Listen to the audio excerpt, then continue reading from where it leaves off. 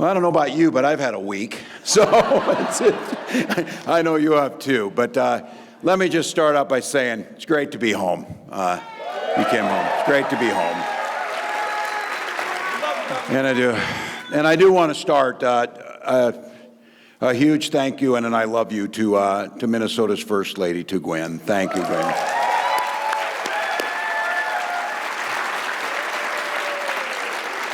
And to our amazing kids, Hope and Gus, they are everything to us, so thank you.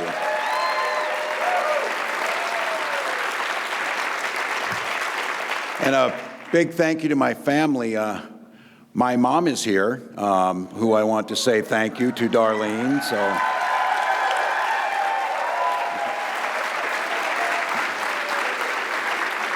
We did okay, didn't we? We did okay. She did a great job. I think she's as surprised as anybody that we're here, but and a huge thank you to Vice President Kamala Harris.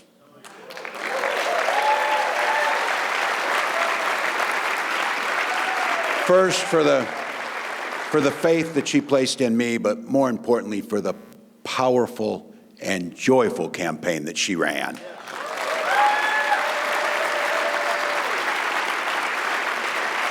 I'm grateful for her leadership and forever grateful for her friendship.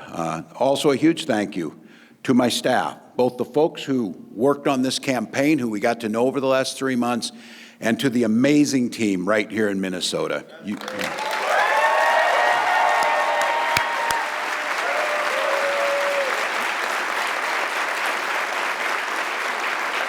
We showed the country these guys are the best in the business, and I'm proud to be your teammate in this. Thank you all. And to all of you, I want to thank every single person who stood with us in this fight, whether it was volunteers, donors, voters, or what I see in here, lifelong friends. It's an honor of a lifetime to have your support, and I'll never forget everything that you did to stand up for the values that we share together. So thank you to each and every one of you.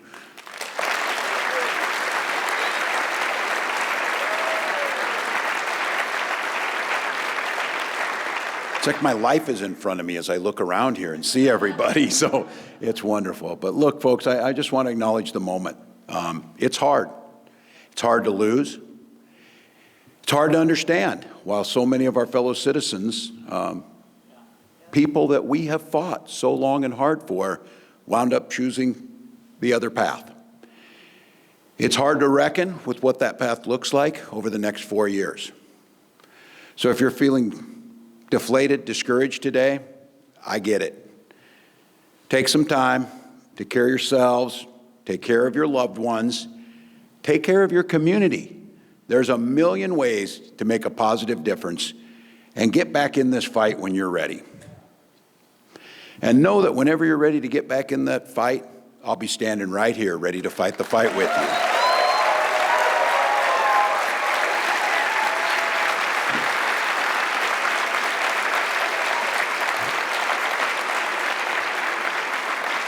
And while we haven't had a whole lot of time to process this, I can tell you, even in the face of defeat and deep disappointment, I've never felt more inspired.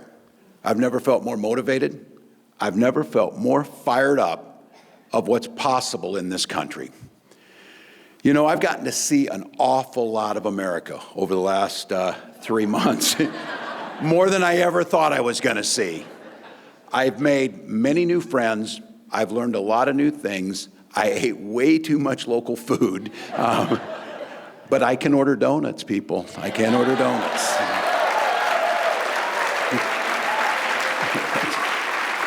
But I have to be honest with you, what struck me everywhere I went, without exception, people really wanted the same basic things out of an American life.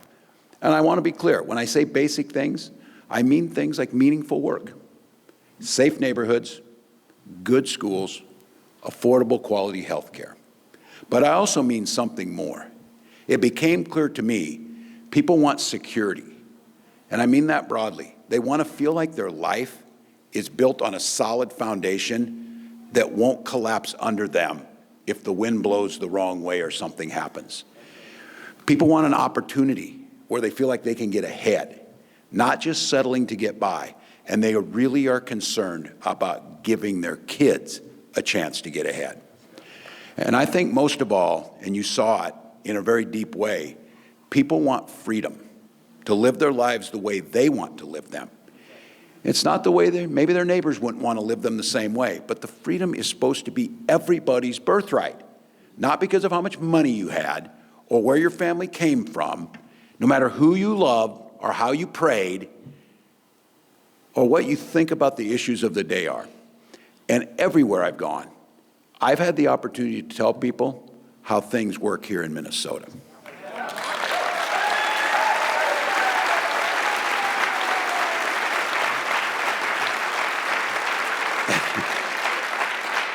And you know us, I had to work really hard to make sure that it didn't sound like we were bragging, slip it in, slip it in. But the truth is, the way we do things here sounded pretty damn good to Americans across this country.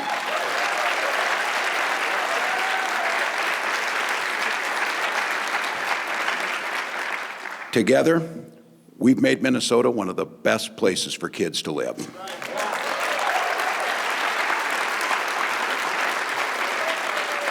And we did it with a broad agenda. We did it by cutting taxes, but for working people and small businesses.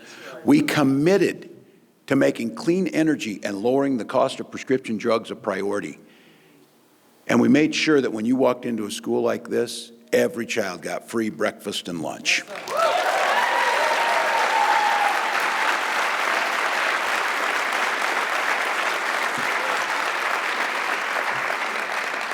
We made college free for lower-income students and paid family and medical leave for everyone across the state.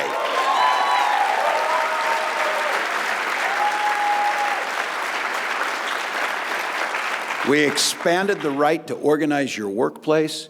We made our streets safer. We invested in affordable housing, and we made public education a priority.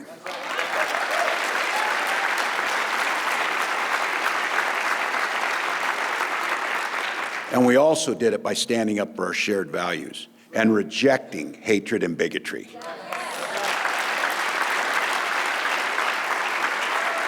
We, across this state, have fought for everyone's right to participate fully in our democracy and in our society. We have refused to scapegoat immigrants in this state.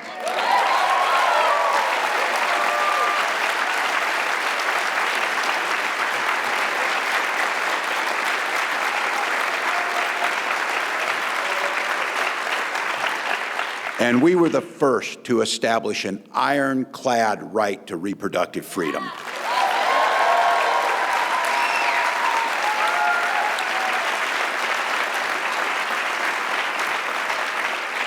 When I tell that story across the country, you could see people saying, "Where is this magical place?"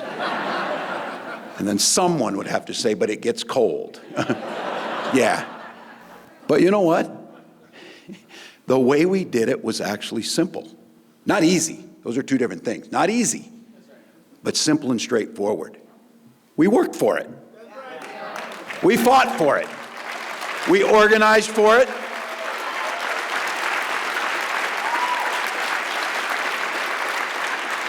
And we had a set of leaders that when we finally built the political capital we needed to get it done, we didn't bank it, we burned it improving lives.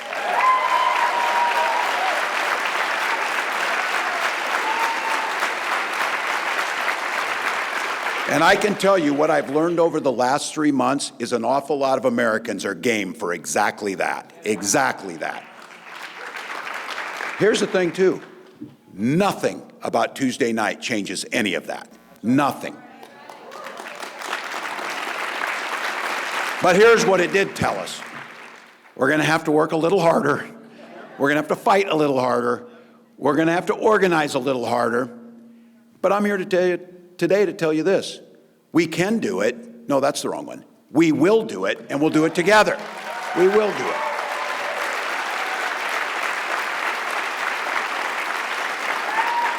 So for now, I just want to say thank you, Minnesota, for giving me such an incredible story to tell to our fellow Americans in the other states.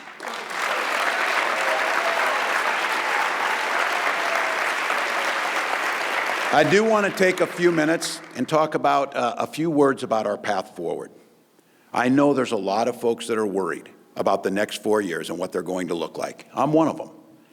The agenda we heard from the other side in this campaign was very different from the one we know is right for our state and our country. We've already seen the damage a president can cause when he's in it for himself, not the American people. Look, we know what's coming down the pike. We know it because they told us. And we're going to have to be ready to defend the progress that we've made here in Minnesota. The other side spent a lot of time campaigning and talking about and promising that they would leave things up to the states. Well, I'm willing to take them at their word for that.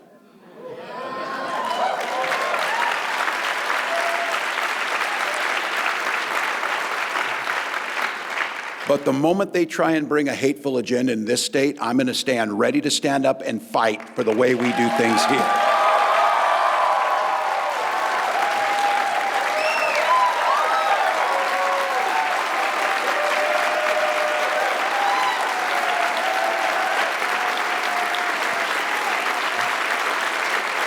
Look, Minnesota always has and always will be there to provide shelter from the storm. As long as I'm governor of Minnesota, we will protect a woman's right to make her own health care decisions.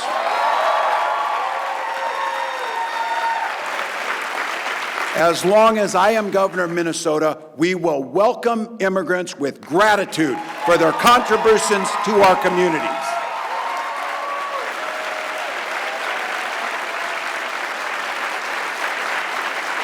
As long as I'm governor of Minnesota, we will stand with the rest of the world in fighting climate change and developing new clean energy solutions.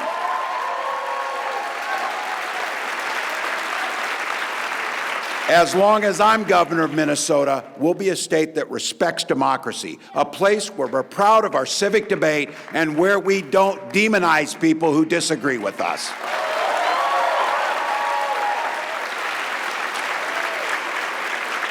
As long as I'm governor of Minnesota, we will defend our kids' freedoms to go to school without worrying about being shot dead in their classrooms.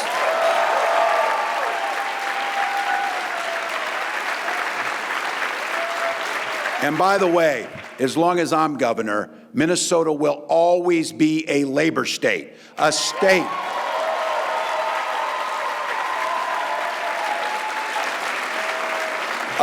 that stands with working people no matter who they voted for.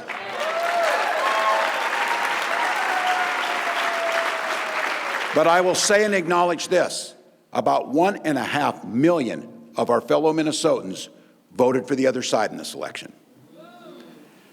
And while there might not be a place in our state for the most extreme elements of that agenda, there should be a place in our politics for everyone to be heard.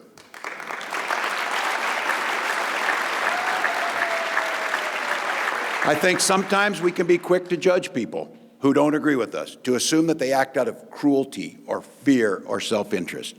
I don't think that kind of judgment is helpful right now, and I don't think it's right. I think we ought to swallow, and this is me in this as I'm speaking about myself, swallow a little bit of pride and look a little harder to find common ground with our neighbors who didn't vote like we did in this election. Maybe we won't agree on every issue. Hell, maybe we won't agree on any issue. But maybe when the campaign signs come down, we all get a little break from the rhetoric and the TV ads and the fundraising texts, and I'm sorry about those.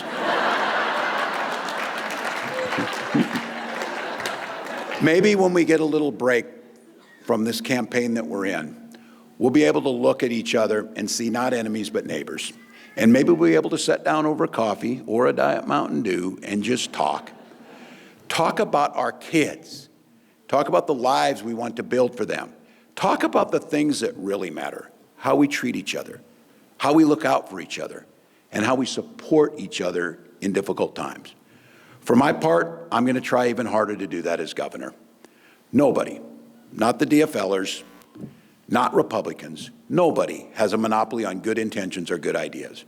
And now that this election is behind us, I'm going to try even harder to keep an open mind, open heart, and really listen to folks who don't support me or my policies, to work with everyone in the legislature to seek compromise and common ground.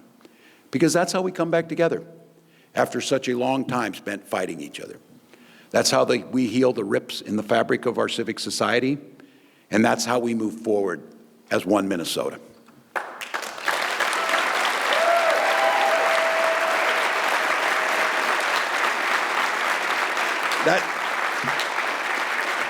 That's what this is all supposed to be about. Not who's right or wrong, not who's winning or losing, but are we moving things forward together, or are we falling apart? I still believe with all my heart, America can be a place where no child is left hungry, no community is left behind, and no one gets told they don't belong. That's right.